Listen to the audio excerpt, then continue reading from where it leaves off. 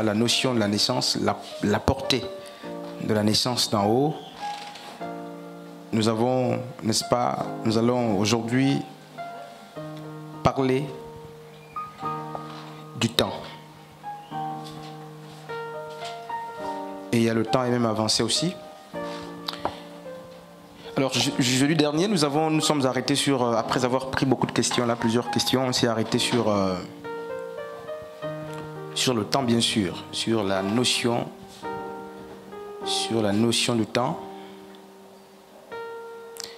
Et je crois que nous avons, n'est-ce pas, nous avons marqué 3 types de temps. Je ne sais pas si quelqu'un se souvient. Teddy? Donc le kairos. Ouais, le chronos.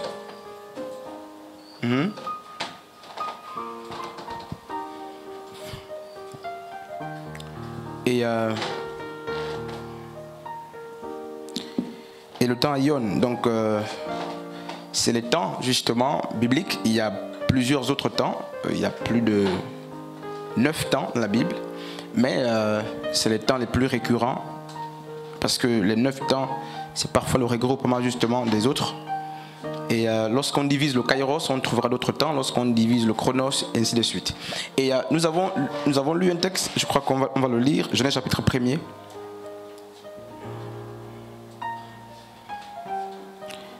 Et un micro va être... donc je crois que j'ai laissé un micro là-bas. On va lire, quelqu'un qui est prompt. On va faire la lecture.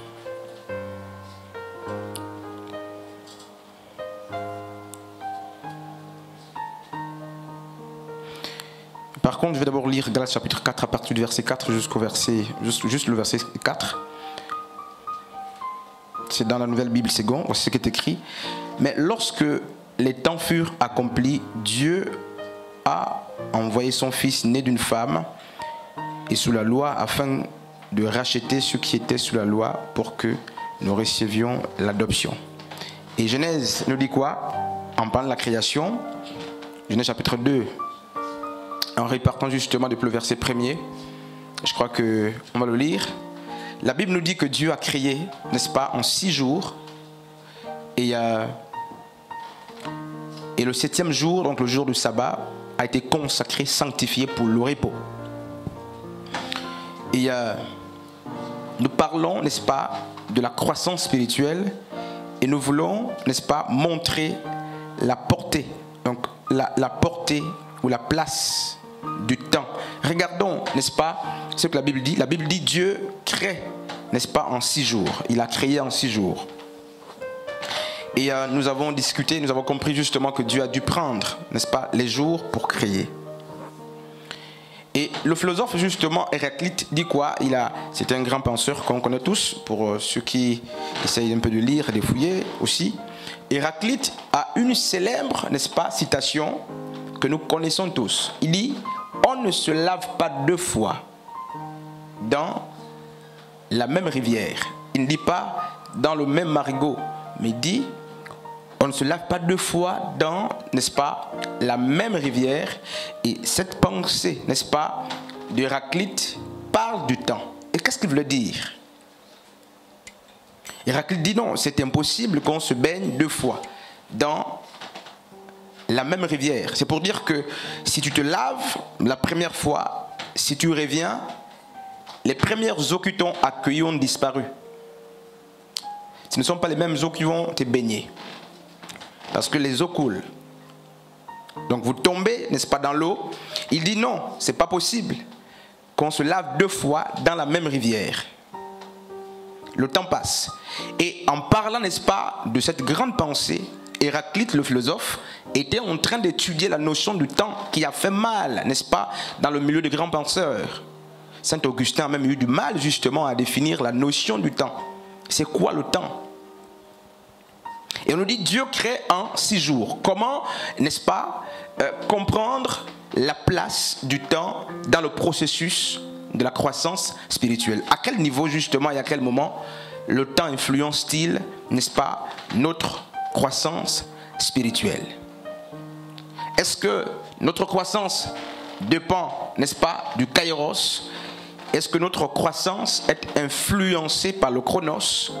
Ou est-ce que notre croissance, n'est-ce pas, dérive du temps aion? Et je crois que, pour faire simple, ça c'est, n'est-ce pas, ça c'est le temps humain, le temps qu'on peut, n'est-ce pas, compter, qu'on peut calculer.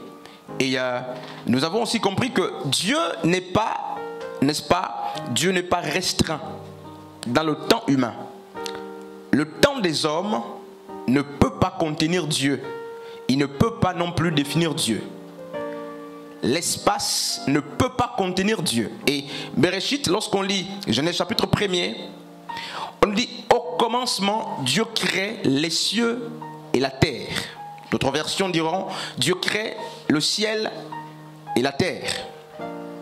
Or, jusque-là, on se rend compte que le premier jour n'est pas créé. Alors que le jour est aussi une création. Et le jour est le temps, est un temps. Donc Dieu n'a pas créé dans un jour spécifique. Donc la création de la terre et du ciel ont été faites, ont été réalisées hors du temps des hommes.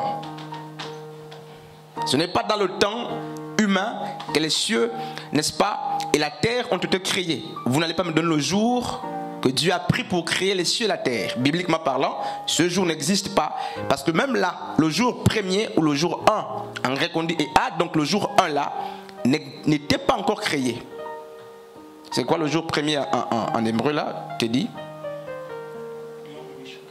Voilà. Le premier jour n'est pas créé. Mais Dieu a créé, donc hors du premier jour. Et hors du temps humain. Et qu'est-ce qui se passe? La Bible dit qu'il va prendre 6 jours. Et plusieurs théologiens s'accordent. D'autres disent que ce sont des périodes qu'il a prises. D'autres disent non, ce sont des âges. D'autres au contraire disent ce sont des jours, n'est-ce pas, calculables, donc de chronos. Ils disent que Dieu a créé dans le chronos tout ce qui existe. Donc Dieu qui est hors du temps est rentré dans un temps qu'on peut calculer, qu'on peut définir pour créer. Et le texte de base, n'est-ce pas, qui fonde notre enseignement, sur lequel repose notre enseignement, dit quoi? C'est 1 Corinthiens chapitre combien? 13, depuis le verset 11. Paul dit, quand j'étais enfant, je parlais comme un enfant, je raisonnais comme un enfant. Pardon. Et il parlait comme un enfant, il pensait, il raisonnait comme un enfant. La capacité de Paul, n'est-ce pas, à penser, à raisonner et même à parler, au-delà de l'espace, homme de Dieu, on viendra sur ça peut-être dans les questions. Paul est en train de nous faire comprendre que ce qui l'a amené, n'est-ce pas, à se rendre compte qu'il a très longtemps parlé comme un enfant, il a très longtemps raisonné comme un enfant, c'était le temps. Donc c'était le temps. Donc tout se fait dans le temps. Quand j'étais enfant, mais là c'est un temps qu'il marque, c'était un stade de sa vie. Donc le temps a joué sur, n'est-ce pas, l'évolution de l'apôtre Paul. Et je disais justement au départ de l'enseignement que Paul est une typologie, n'est-ce pas, une typologie plutôt, un type de l'Église. Donc en parlant de lui, Paul parle de l'Église.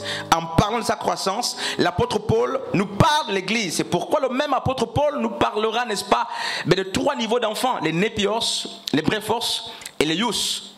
C'est le même Paul. Et on devient ius dans le temps, on devient népios, on est népios, on devient bréphos dans le temps. Mais c'est quel temps? Quel est le temps qui influence la maturité, la croissance spirituelle de l'homme?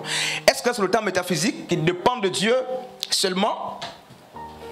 Parce que Galates 4 dit quoi?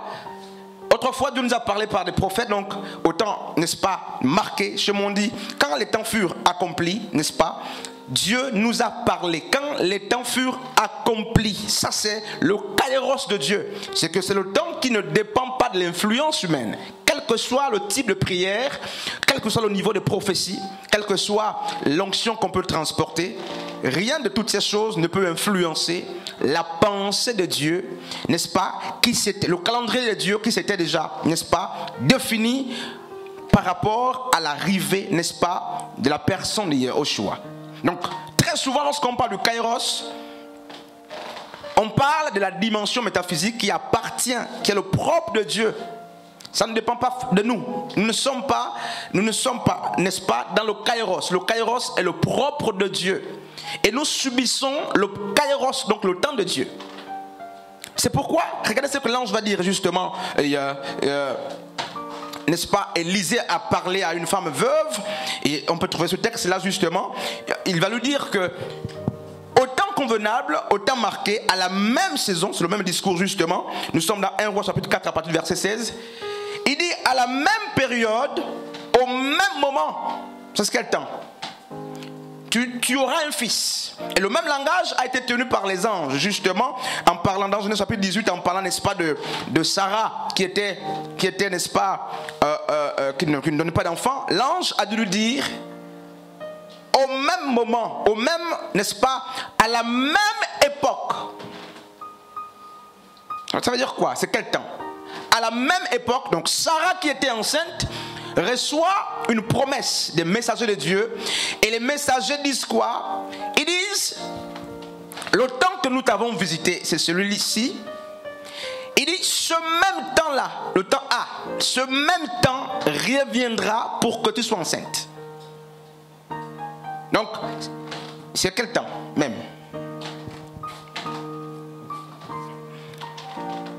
Il dit, c'est un temps convenable, c'est un temps marqué, déjà c'est un temps marqué. Mais c'est un temps qui reviendra. Donc ici, il s'oppose à la vision d'Héraclite qui a dit qu'on ne se lave pas deux fois. L'ange de Dieu s'oppose à la vision d'Héraclite qui a dit on ne se lave pas deux fois dans la même rivière. L'ange dit le contraire ici. Dieu nous aide, hein, pour comprendre ce que Dieu nous dit. Anne.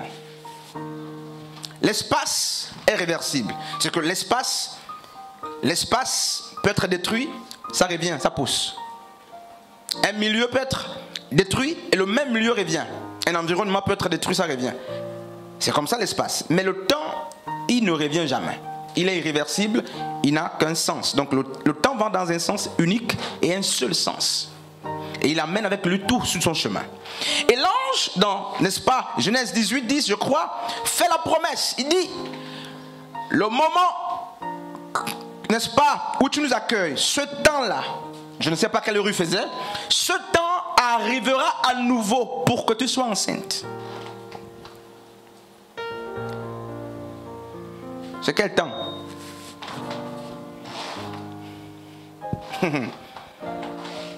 C'est le temps cyclique, donc le temps aïonne, mais avec le temps de Dieu.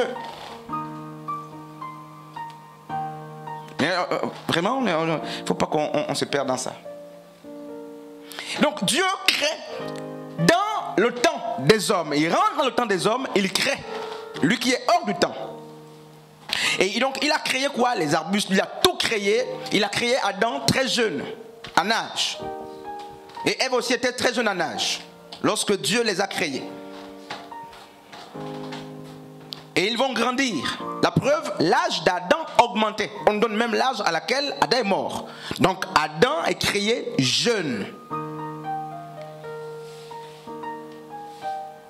N'est-ce pas ce gars-là? Adam est créé jeune.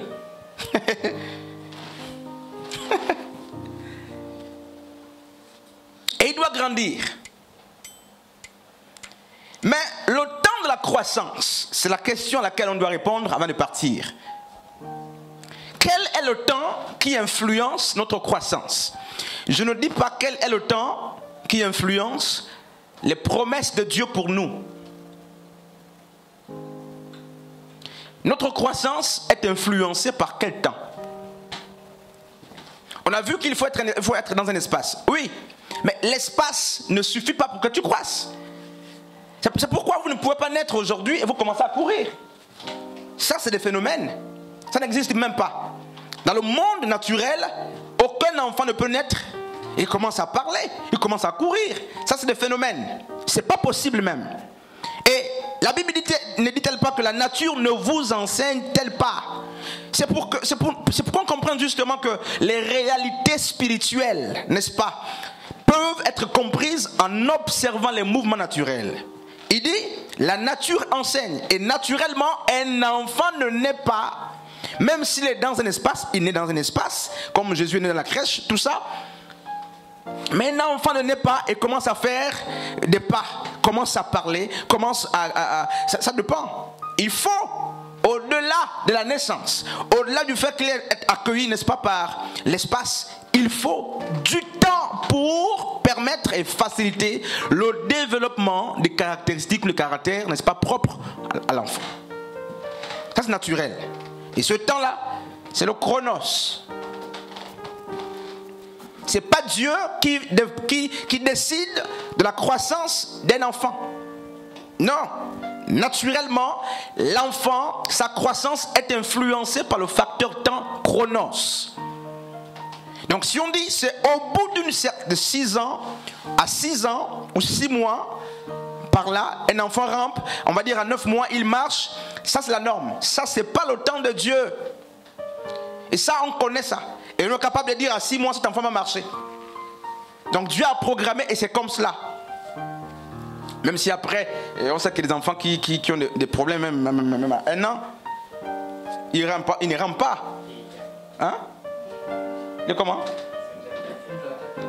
Ouais, c'est ça. Même à 6 mois, même 1 an, c'est possible qu'un enfant ne marche pas. Maintenant, ça, c'est des exceptions.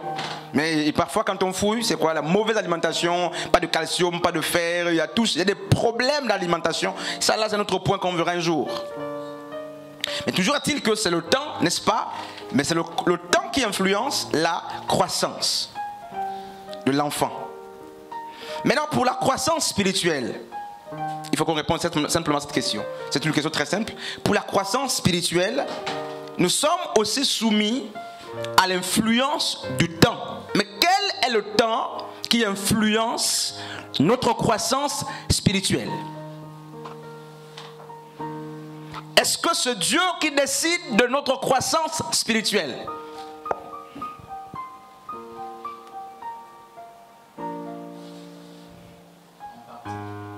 Le micro, papa Frédéric, je crois que j'ai fait descendre le micro là-bas pour que ça aille plus vite.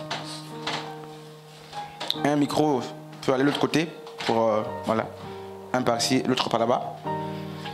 Ok, oui.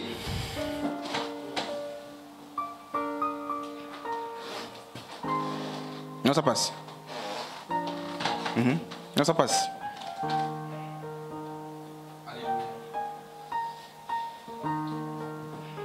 Prenez l'autre micro. Est-ce que c'est Dieu qui influence ma croissance? Qu'est-ce qui fait que je croisse? Quel est le temps qui gouverne, qui influence notre croissance spirituelle?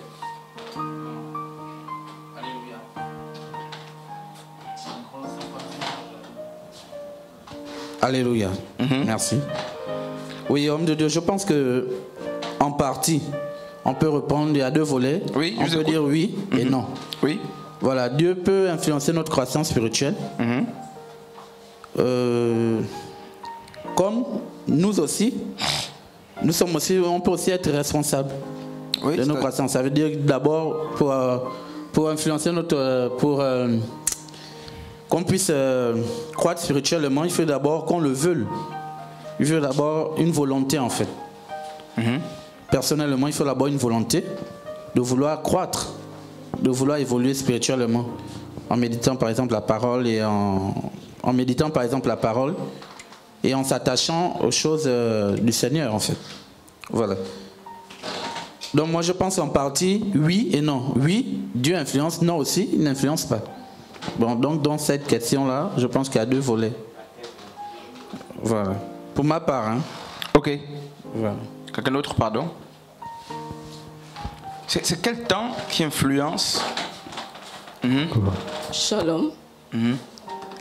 Alors, avant de répondre sur ma proposition de temps, Ecclésiaste dit que Dieu fait toutes choses en son temps, mais je pense que lorsqu'il dit que Dieu fait toutes choses en son temps, on parle ici plus de la volonté de Dieu. Voilà. Et si on doit revenir sur la croissance spirituelle, on prend le texte de 1 Corinthiens 13 de Paul.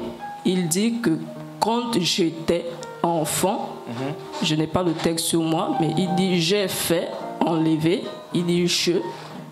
Dans le texte de Paul, on ne voit pas Dieu. On peut dire que c'est la volonté de Dieu, la croissance spirituelle, mais dans ce cas, ça voudrait dire que Dieu fait le choix de qui peut avoir la foi ou non. Il fait le choix de qui peut être sauvé ou non. Il fait le choix de qui peut grandir ou non. Moi, je dirais que la croissance spirituelle est dans le temps Aion. Parce que le temps Aion, c'est le temps de l'âge, c'est le cycle, c'est l'âge, c'est la génération, c'est les saisons, c'est la destinée. Et je pense que c'est dans Aion. Ok, merci. Quelqu'un d'autre avant qu'on ne poursuive?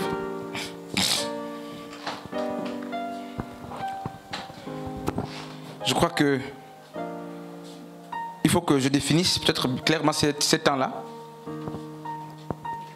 Alors, le chronos, c'est le temps métaphysique, c'est un point de basculement décisif. C'est un temps métaphysique, donc qui n'est pas justement à la portée de l'homme. Un temps très décisif, avec une notion d'avant et d'après, ou quelque chose, n'est-ce pas, de spécial qui doit arriver. On comprend que ce temps est attaché en grande partie, n'est-ce pas, au divin. C'est un temps qui ne subit pas. Regardez ce qui se passe. Pierre dit ceci. Il dit, les prophètes des autres âges ont sondé les époques et les Écritures pour vouloir percer le mystère autour de la personne de Christ. Donc, ils voulaient percer le mystère. Mais il leur a été dit clairement que ce n'était pas pour leur génération. Ils se sont efforcés à comprendre le mystère. D'autant plus que Paul dans 1 Corinthiens dira que Jésus-Christ est le rocher qui marchait dans le désert, qui accompagnait le peuple d'Israël. Donc Jésus est ce rocher-là. Et ces prophètes d'autres temps, des autres dispensations, ont fait de ça un sujet de réflexion. Ils ont sondé les époques et les temps pour percer le mystère. Mais il leur a été dit, ce n'était pas pour eux. Malgré, n'est-ce pas, leurs investissements. Et contrairement justement au chronos, le temps métaphysique, il ne se calcule pas. Vous ne pouvez pas le calculer. Et d'autres, quand ils vont plus loin dans la définition, ils diront le temps métaphysique est associé, n'est-ce pas, à la volonté de Dieu ou à l'influence d'une main invisible. C'est un temps, n'est-ce pas, qui agit sur l'homme, qu'il le veuille ou pas. Donc, c'est le temps de Dieu.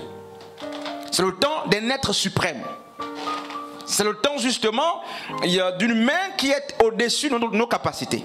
Alors que le chronos, c'est le temps humain. Un temps, c'est le temps que Dieu a créé aussi, dans lequel il est rentré pour, n'est-ce pas, mais pour amener l'homme à la compréhension des choses spirituelles ou des réalités spirituelles. Parce que si Dieu nous laisse dans le chronos, plutôt dans le temps kairos, on se perd. Donc pour nous amener à avoir une idée, n'est-ce pas, rapprochée du kairos, Dieu crée le chronos, le temps humain dans lequel nous vivons, un temps qu'on peut calculer. Et il prend ce temps pour agir. Donc lui qui est hors du temps chronos rentre dans le chronos comme Jésus. Colossiens chapitre 1er à partir du verset 15 dit quoi? Mais Christ est l'image de Dieu invisible, le premier-né, le prototokos de Dieu. Mais on nous dira qu'il est, n'est-ce pas, avant la création. Mais pour que le texte de la sœur Marie, je crois Colossiens chapitre 1er plutôt, 1 Timothée chapitre 3 à partir du verset 16. La Bible dira justement que le mystère de la piété est grand. Dieu s'est manifesté en chair, littéralement. Dieu s'est manifesté en chair quand? Dans le chronos. Donc, qu'est-ce qui se passe? Yeshua, n'est-ce pas, transporte Dieu dans le chronos, lui qui est le premier-né de la création. Il va naître d'une femme parce qu'il a été soumis au chronos. Il va évoluer dans le temps des hommes. Lui qui est né hors le temps des hommes. Maintenant, il prend une condition, n'est-ce pas, humaine. Il est influencé par n'est-ce pas, le temps humain. Et avec tout ce qui va avec, il avait peut-être soif. Naturellement, il avait soif. Il avait des malaises même. Il avait tout ce qui va avec. Parce que justement, ce sont les impératifs et les obligations justement du chronos. Et dans le chronos, il a grandi. Luc chapitre 2, 52 dit, Jésus-Christ croissait en âge et en sagesse et en stature devant Dieu et devant les hommes. Il croissait parce que la croissance est influencée par le temps. Et donc, Aion, plutôt le chronos, et, n'est-ce pas, le kairos, ils doivent être différenciés. Ce sont des temps très différents. Très différents. Et le temps Aion nous parle très souvent, n'est-ce pas, de l'âge. L'âge, ce n'est pas ton âge que tu as. L'âge, on parle, n'est-ce pas, des époques, on parle des périodes. Quand on parle des 7 âges, par exemple, les 7 âges de l'Église, pour certains, il y a pas l'âge de l'innocence, l'âge de la culpabilité, l'âge de quoi, n'est-ce pas, du gouvernement mondial, l'âge du péché, l'âge du jugement, l'âge de la loi, ainsi de suite, l'âge de l'Église. Ce sont des périodes, n'est-ce pas? Et alors que le temps Aion nous parle de l'âge, des époques, n'est-ce pas? C'est le temps cyclique, on dit c'est le temps du cycle. Et quand vous prenez par exemple votre cœur, regardez comment il bat, ça c'est Aion. C'est vrai qu'on trouvera le chronos, mais en fait, l'action qui revient sur elle-même après le même temps est classée dans le temps, n'est-ce pas, Aion. C'est pourquoi, Genèse 18, n'est-ce pas, mais on a dit à la femme d'Abraham, à la même époque, ce que l'ange nous disait justement ce jour-là, que l'époque qui nous accueille actuellement, ce temps qui nous accueille aujourd'hui, reviendra. Et c'est pourquoi ce temps est associé aux saisons, parce que les saisons effectuent le mouvement de quoi, avec le mouvement de rotation, de révolution, on vit les mêmes choses presque tout le temps. Et donc, on parle du temps Aion. Et donc, on posait une question très simple. Paul dit, quand j'étais enfant, je parlais, je raisonnais, je pensais comme un enfant. 1 Corinthiens chapitre 13 à partir du verset 11. Maintenant que je suis grand. Donc, il nous montre justement qu'il est parti d'un point pour un autre. Mais est-ce que c'est le kairos qui a influencé la croissance de Paul? Est-ce que c'est Aion qui a influencé la croissance de Paul? Est-ce que la croissance de Paul a été influencée par le kairos? Le pasteur Frédéric a dit, c'est Dieu, hein, je crois, Dieu et l'homme, Dieu, le kairos et non, le kairos est en partie le kairos, en partie le chronos. Le master a dit c'est le temps Aion. Alors, l'homme grandit où?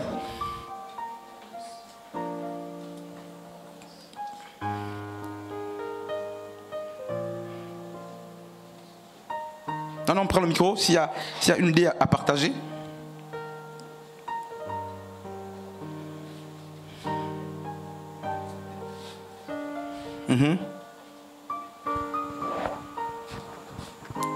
Selon moi, l'homme grandit au temps du chronos. C'est-à-dire? Je vais d'abord revenir sur la première question qui a été posée, si c'est possible de la réitérer. L'homme grandit dans quel temps? Le chronos, le temps de l'homme. Comment? C'est-à-dire? Il naît et il grandit selon le temps de l'homme. Lorsqu'il...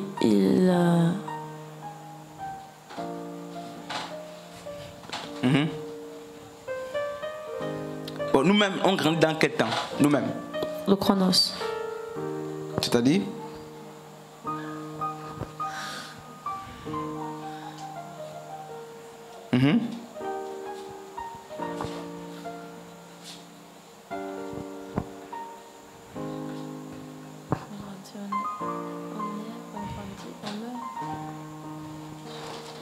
Luc chapitre 2 à partir du verset 21. Je crois que j'ai lu ce texte avec les chantres il y a quelques jours. Luc chapitre 2 à partir du verset 21. Je vais lire dans la Bible français courant. Il est écrit ceci: le 8e jour après la naissance, le moment vint de circoncire l'enfant en lui donnant le nom de Jésus, nom que l'ange avait indiqué avant que sa mère devienne enceinte. Je vais relire. Le 8e jour après la naissance, le moment vint de circoncire l'enfant on lui donna le nom de Jésus, nom que l'ange avait indiqué avant que sa mère devienne enceinte. Je vais faire simple. Jésus va au